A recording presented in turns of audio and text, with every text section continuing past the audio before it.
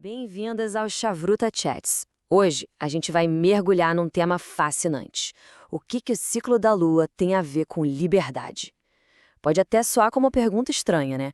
Mas a resposta, acredite, está bem no coração da identidade de uma nação inteira.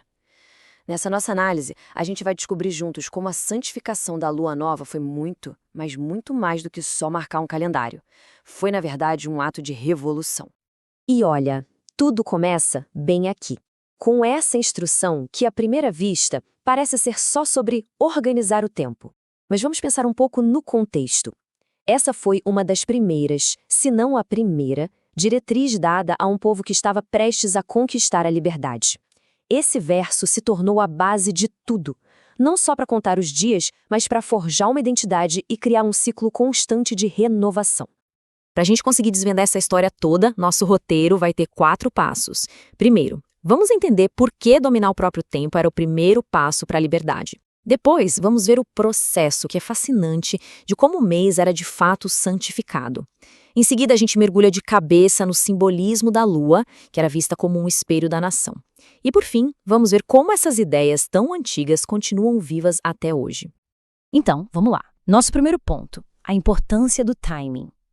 Pense um pouco comigo. A ordem para criar um calendário não veio depois, lá no deserto, quando as coisas já estavam mais calmas. Não. Foi o primeiro mandamento dado aos israelitas como nação, enquanto eles ainda estavam no Egito. A pergunta que fica é, por que isso? Porque essa era a primeira coisa tão crucial naquele exato momento. A resposta é simples e ao mesmo tempo profundíssima, porque ser dono do próprio tempo é a verdadeira essência da liberdade. Antes disso, o tempo deles não pertencia a eles. Seus dias, suas horas, cada minuto, tudo era ditado pelos seus senhores. Então, esse primeiro mandamento foi uma transferência de poder radical. O controle sobre o tempo estava sendo devolvido para o povo. Era literalmente o primeiro passo para fora da escravidão. E essa citação do Sforno, um grande comentarista, ilustra isso de uma forma brilhante. A liberdade não é só sobre o lugar onde você está, é sobre ter autonomia sobre a sua própria vida e principalmente sobre o seu tempo. Receber o controle do calendário foi um presente enorme, uma virada de chave psicológica que diz em alto e bom som: seu tempo agora é seu. Ok, então eles receberam a autonomia sobre o tempo, mas uma coisa é ter esse poder, outra é colocar em prática, né? Como eles faziam isso sem aplicativos, sem computadores, sem nada do que a gente tem hoje? Bom, o processo era uma parceria incrível entre a observação humana e o ritmo do universo, transformando um evento lá do céu num ato que unia toda a comunidade aqui na Terra. Tentei imaginar a cena. 2 pessoas, testemunhas qualificadas, olham para o céu no fim do dia e avistam aquela primeira finíssima fatia da lua. Elas imediatamente viajam, às vezes por dias, até Jerusalém para testemunhar perante o tribunal. Depois de uma verificação super rigorosa, o tribunal finalmente declara: o mês está santificado. E aí uma rede incrível de fogueiras começa a ser acesa, de montanha em montanha, espalhando a notícia por todo o país. Um novo mês começou. Mas claro, como todo sistema, ele também tinha suas falhas. Alguns adversários começaram a acender fogueiras nos dias errados, só para confundir o povo e bagunçar todo o calendário de festas. E o que eu acho notável aqui é a capacidade de adaptação. Quando as fogueiras deixaram de ser confiáveis, eles não se desesperaram. Simplesmente mudaram o sistema e passaram a usar mensageiros humanos. E esses mensageiros não eram enviados todo santo mês. Era uma operação logística importante, então eles iam apenas nos meses que tinham feriados cruciais. Da Páscoa a Nisan até Purim Adar, todo o ciclo festivo do ano dependia de acertar o dia da lua nova. Isso só mostra o quão central esse sistema era para a vida da nação. E antes da gente mergulhar no simbolismo por trás de tudo isso, um recado rápido. Se você está gostando desse tipo de conteúdo, não se esqueça que os links para os nossos canais do YouTube, Telegram e WhatsApp estão todos na descrição. E o nosso Instagram é @chavrutachats. Se você estiver nos ouvindo pelo YouTube, aproveita agora, se inscreve no canal, ativa o sininho para não perder nada e deixa um comentário. Isso ajuda demais o vídeo a chegar para mais gente. E claro, compartilhe com seus amigos e nos seus grupos. Muito bem, agora que a gente já entendeu a parte prática, vamos para o coração da nossa análise. A grande pergunta: por que a Lua? Por que não o Sol, que é mais constante, mais poderoso, sempre igual? A escolha da Lua, gente, não foi nem um pouco acidental. Ela está carregada de um significado simbólico tão profundo que se tornou uma metáfora para a jornada do próprio povo judeu. O Talmud faz uma comparação que é, assim, muito marcante. As nações do mundo calculam o tempo pelo Sol, o povo judeu pela Lua. Isso cria o que a gente pode chamar de uma identidade cósmica distinta.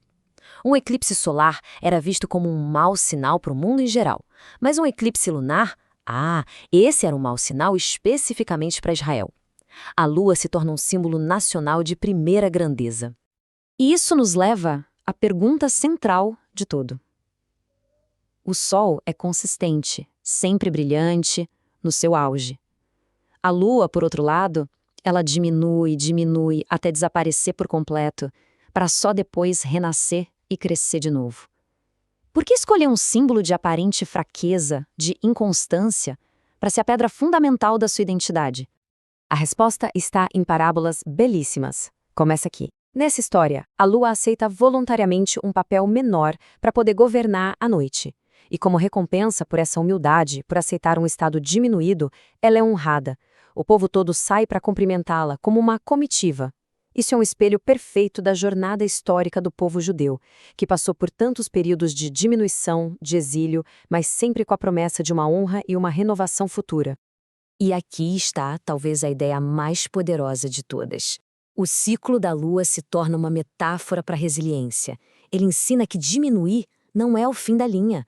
Desaparecer na escuridão não é um fracasso, mas sim uma fase necessária antes do renascimento. As dificuldades, as falhas, as deficiências, elas são, na verdade, pré-requisitos para o crescimento. É preciso descer para poder subir ainda mais alto. Essa conexão se torna mas tão profunda que o ritual mensal de abençoar a lua crescente é elevado a um momento de imensa importância espiritual. Não é só observar um fenômeno da natureza, é visto como um encontro direto, um momento para, por assim dizer, saudar a face da presença divina que se manifesta nesse símbolo de renovação constante. Com um simbolismo tão profundo assim, a gente se pergunta, como isso se manifesta na prática do dia a dia?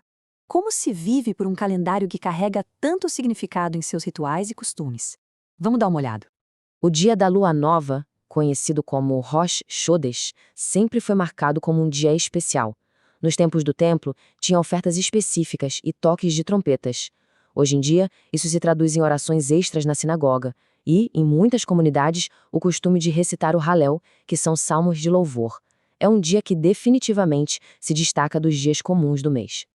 Agora, tem um costume muito interessante que revela uma diferença na observância desse dia entre homens e mulheres. Enquanto para os homens o trabalho é permitido normalmente, para as mulheres existe um costume antigo de se abster de certas tarefas como costurar ou tricotar. A razão por trás disso nos leva a um dos momentos mais dramáticos de toda a história bíblica. A tradição ensina que quando os homens exigiram ouro das suas famílias para construir o bezerro de ouro, as mulheres se recusaram terminantemente a participar. Elas não entregaram suas joias para a idolatria. Por esse ato de fé imenso, no momento de crise total, elas foram recompensadas com uma conexão especial com o feriado da renovação, com Rosh Chodesh. E ainda tem mais uma camada de simbolismo. A lua nova também está ligada ao rei Davi. A ideia é que assim como a lua parece desaparecer, mas sempre retorna com seu brilho, a dinastia de Davi também passou por períodos de obscuridade, de quase desaparecimento, mas carrega consigo a promessa messiânica de uma renovação gloriosa no futuro. Cada lua nova que nasce é um eco dessa esperança. E a gente termina com essa promessa, que olha lá para frente. O ciclo da lua, então, não é só sobre marcar o tempo ou lembrar do passado. É um modelo vivo de resiliência. Cada vez que a lua renasce da escuridão, ela serve como uma garantia, um lembrete poderoso de que, não importa o quão escuro o momento possa parecer, a renovação é sempre possível.